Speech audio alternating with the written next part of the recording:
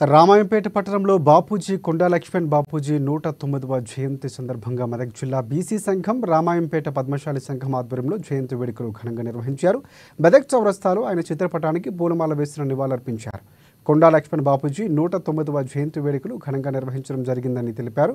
ప్రతి ఒక్కరూ కొండా లక్ష్మణ్ బాపూజీ ఆశయ సాధన కోసం కృషి చేయాలని పిలుపునిచ్చారు.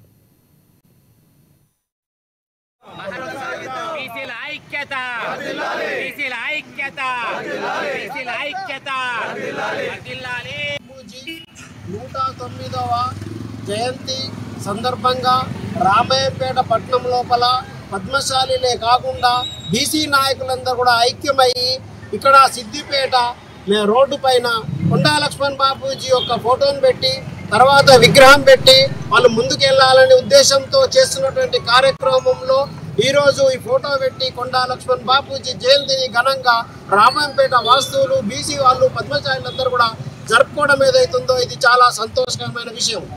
ఇదే కాకుండా కొండా లక్ష్మణ్ బాపూజీ చిన్న పల్లెటూరు గ్రామంలో పుట్టి ఇంటింటై వటిడింతైనట్టు మహానుభావుడుగా ఎదిగి ఎన్నో కష్టాలను ఎదుర్కొని బీసీలలో ఉండేటువంటి అసమ్యత తర్వాత సహకారం లేనప్పటికీ కూడా ఒక మామూలు కుటుంబం లోపల ఉండి కూడా అభివృద్ధి చెంది ఆయన బాగా చదువుకొని ఒక అడ్వకేట్ అయ్యి కూడా వారికి కూడా తన సైకిల్ పై భువనగిరికి వెళ్ళి ఆ వారికి కూడా సహాయం చేసినటువంటి మహానుభావుడు.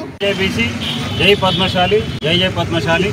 ఈరోజు కొండా బాపూజీ మహాత్ముని యొక్క జయంతి సందర్భంగా రామాయంపేట పట్టణంలో సిద్దిపేట క్రాస్ రోడ్ వద్ద మరి పద్మశాలి సంఘం వారి తరఫున జిల్లా నాయకుల మధ్యన బీసీ సంఘం నాయకుల మధ్యన పార్టీలకు అతీతంగా కాంగ్రెస్ పార్టీ వాళ్ళు తర్వాత బీజేపీ పార్టీ వాళ్ళు టీఆర్ఎస్ పార్టీ వాళ్ళు అందరం సమైక్యంగా పాల్గొని ఈ కార్యక్రమాన్ని విజయవంతం చేసినాము. ఒక్కసారి బీసీ సమాజం ఆలోచన చేయాలి. బీసీ సమాజం కోసం ఎంతమందో త్యాగదనులు ఇలాంటి మహనీయులు కొండాజీ బాపూజీ లక్ష్మణే కావచ్చు, తర్వాత జ్యోతిరావు పూలే కావచ్చు, శాఖ లైలమ్మనే కావచ్చు, మారోజు వీరన్ననే కావచ్చు, జయశంకర్ సారే కావచ్చు, ఇలాంటి మహనీయులు మనకు ఎందరూ దిక్సూచిగా వందల సంవత్సరాల క్రితం నుండి మన సమాజం కోసం, అట్టడుగు వర్గాల కోసం, బడుగు బలహీన వర్గాల కోసం, భూముల కోసం, పెత్తందారుల నుండి విముక్తి కోసం, ప్రజాకర్ల పాలన గురించి విముక్తి కోసం వాళ్ళతోటి పోరాటాలు ఎన్నో మరి ఇలాంటి మహనీయులు చేసిన ఫలితమే ఇవాళ మన త్యాగదనులమే మరి స్వాతంత్రం. లక్ష్మణ్ బాపూజీ గారి జయంతిని రామాయంపేట పట్టణంలో అంగరంగ వైభవంగా చేసుకోవడం జరిగింది. అలాగే మన కొండా లక్ష్మణ్ బాపూజీ గారు ఒక్క పద్మశాలి సంఘానికే కాకుండా బడుగు బలహీన వర్గాల అభివృద్ధికి పాటుపడుతూ ఎన్నో కార్యక్రమాలు తీసుకున్నాడు. అలాగే మన తెలంగాణ ప్రాంత డెవలప్మెంట్ కూడా ఎనలేని కృషి చేసిందని ఈరోజు మనం సగౌరవంగా చెప్పుకోవచ్చు. అలాగే ఆ మహాత్ముడి ఆశయాలు నెరవేరాలంటే బడుగు బలహీన వర్గాలు అందరూ కూడా విద్యాపరంగా, ఉద్యోగపరంగా, సామాజిక పరంగా, రాజకీయ పరంగా అభివృద్ధి కావాల్సినటువంటి అంశం ఈరోజు ఎంతైనా ఉంది. కొండా లక్ష్మణ్ బాపూజీ గారి జయంతి ఉత్సవాలను నిర్వహించుకోవడం జరిగింది. ఇందులో బీసీ నాయకులు చాలా అందరూ రావడం ఆనందదాయకం. బీసీలు కూడా అందరూ కూడా ఇప్పుడు ఐక్యతతో ఉన్నామని కూడా నిరూపించుకున్నాం. ఈరోజు అందరం ముందు ఏంటంటే బీసీలు ఐక్యతతో ముందుకెళ్ళాలి. మనం బీసీలు అనుకుంటే మనం 60-70% ఉన్నాం. బీసీలు అనుకుంటే ఏదైనా సాధించడం లేదు. మనం ఐక్యత అనేది ముఖ్యము.